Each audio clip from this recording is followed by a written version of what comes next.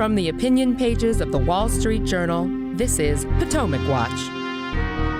Hunter Biden agrees to plead guilty to federal charges as President Trump tangles with Fox News' Brett Baier over his indictment for mishandling classified records.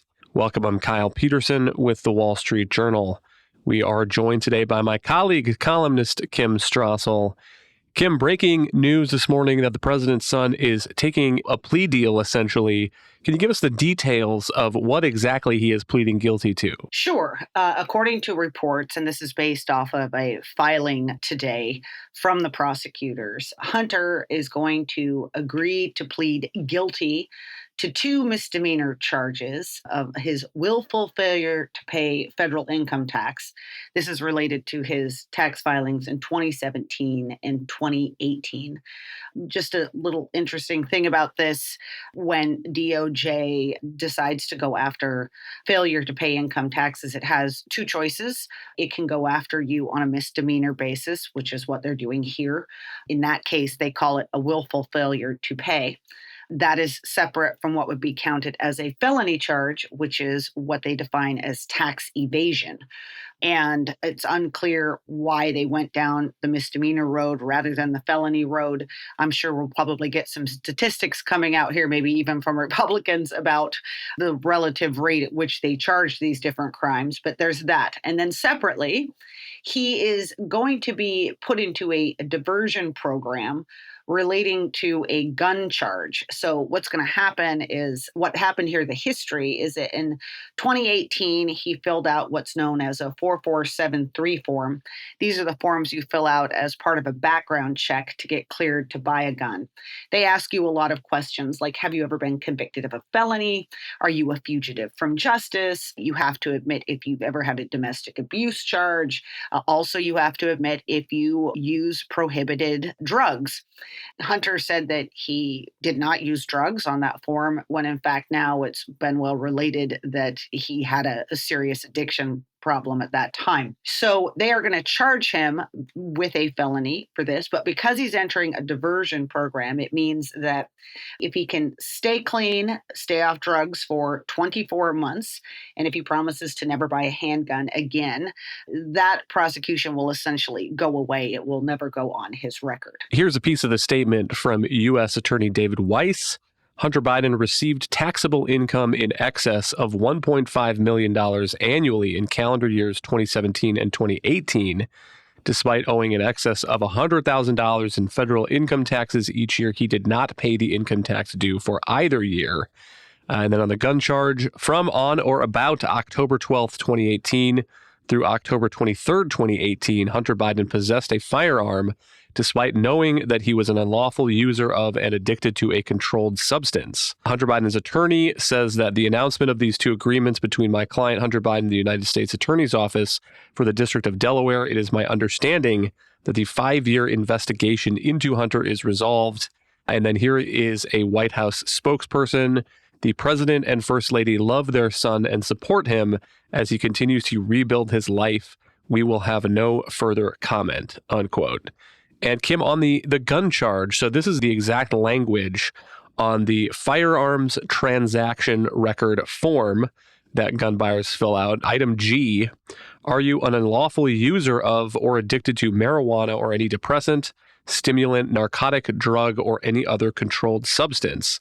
And then there's an interesting note there that says that possession and use of marijuana remains unlawful under federal law. So there's a policy debate going on about that, since some states have started to decriminalize or legalize marijuana.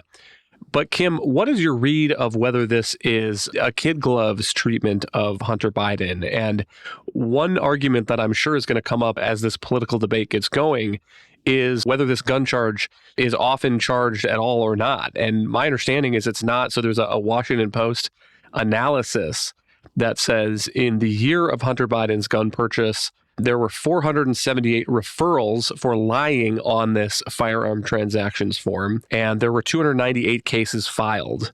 And that is out of about 27 million background checks undertaken that year. And so on one hand, you may have Hunter Biden saying, if my name were not Hunter Biden, this probably wouldn't get charged at all. This would be one of those cases where somebody lied on a background check. And the only reason that this is being looked at even by the U.S. attorney is who he is and the fact that he's a prominent person who wrote about his drug addiction during this period in his own memoir. On the other hand, you could see other cases, Kim, where there could be a comparison of people who do get hit with that felony and don't get to plead out to a deal that will probably result in no jail time. Well, you can look at this two ways. I mean, one problem, and I think the argument on the other side here is that it wasn't just that Hunter Biden wrote his memoir, but obviously all of the contents of his laptop spilled out into view. And you can say, well, the only reason that was publicized because he was Hunter Biden. On the other hand, you have this glaring evidence sitting there that he did lie on this form. And what would it look like if the Department of Justice, despite that, just decided not to do anything about this at all? These are called lie and try cases. And you are correct that despite a lot of referrals, they are not things that historically the Department of Justice has put a lot of resources on. That being said, I should note that Democrats and gun control groups have ceaselessly complained about this lack of focus by the Department of Justice, claiming that it's horrible that the DOJ is not enforcing the gun laws that are on the books. And various attorney generals have promised to get tougher on this.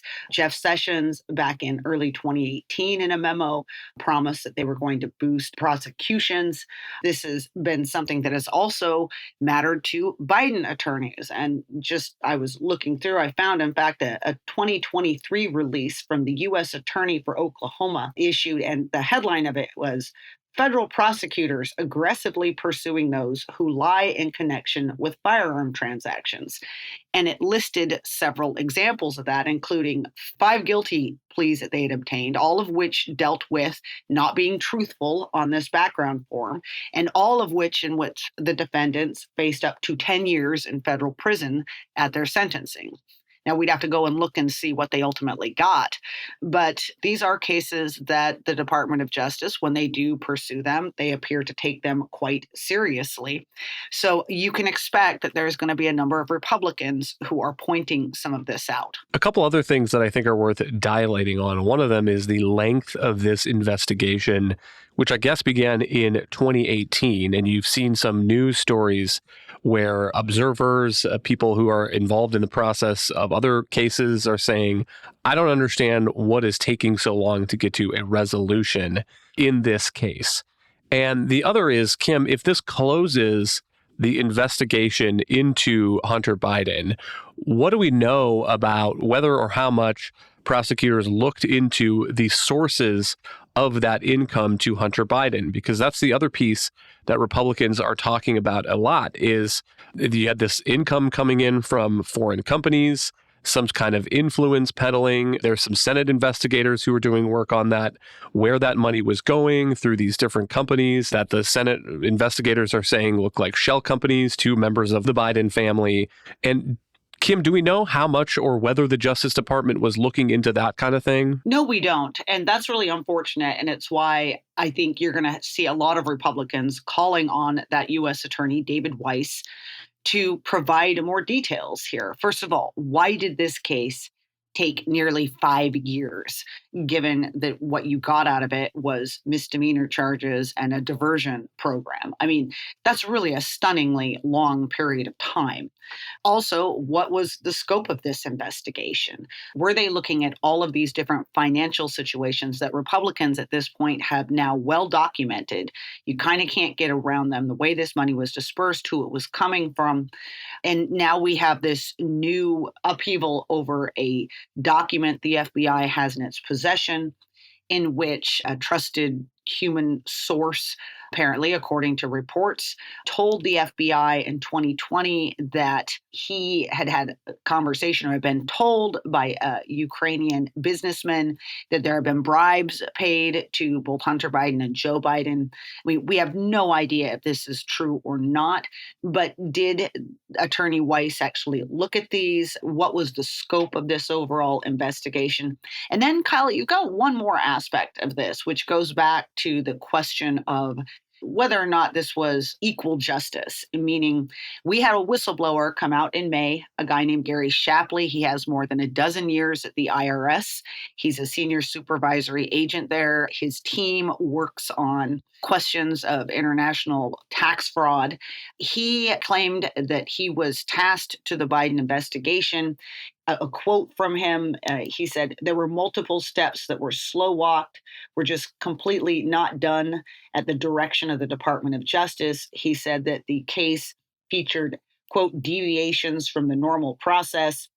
And he claims that when he raised all of this, his and his team were summarily removed from the investigation. And he has already testified in front of the House. That was done behind closed doors.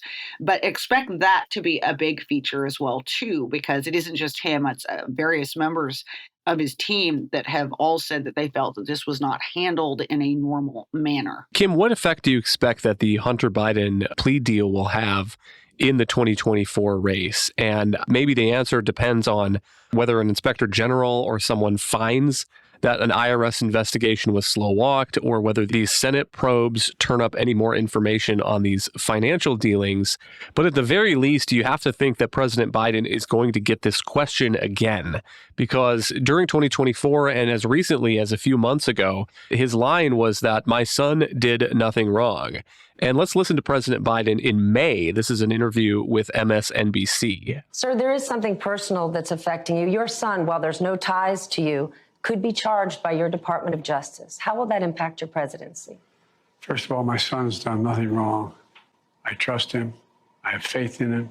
And it impacts my presidency by making me feel proud of him. Kim, at the very least, you would expect that President Biden is going to get that question again in the 2024 debates, and I'm curious to know what his answer would be now. Those comments, by the way, it should also be noted, were extremely inappropriate, given that at the time he made them, prosecutors were dealing with this situation. And I think a lot of reasonable people could say that that was the president of the United States essentially putting his thumb on the scales of justice by declaring that his son had done nothing wrong. Look, in some ways, yeah, he's going to get asked this again, Kyle, but this is pretty much a gift to him. I mean, I'm not saying that it was done for him, but I'm saying that it certainly helps him, because at this point, he's now going to be able to say, look, that case is all closed. And by the way, my son stood up to take responsibility for what he'd done. You already seeing Democrats out there praising Hunter Biden for doing the right thing. And so at least from a formal open investigations procedure, the president can say that's all over with. Yeah, he's going to get asked again. And there's also going to be a lot of comments about whether or not this was equal application of the law, given past cases against Republicans, given the recent indictment of Donald Trump, even though those are not the same category of so-called crimes. But, Trump was already out saying this is a sweetheart deal. DeSantis came out. He wrote, if Hunter were not connected to the elite DC class, he would have been put in jail long ago. Vivek Ramaswamy came out and called the deal a joke. And you're also going to have House and Senate Republicans continuing to look into this, raising questions about how this investigation was handled by Weiss, and then continue to put more details out there. And that's going to raise a lot of questions in the public minds about why was none of this addressed by Weiss if it was. Expect, too, to see a lot of growing calls for there to be a special counsel appointed here.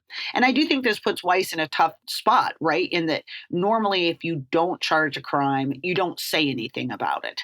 But this is a situation with such huge public interest. There's going to be a lot of pressure on him to say something more. And Biden's really going to get hit in 2024 and claims that somehow his son got off lightly.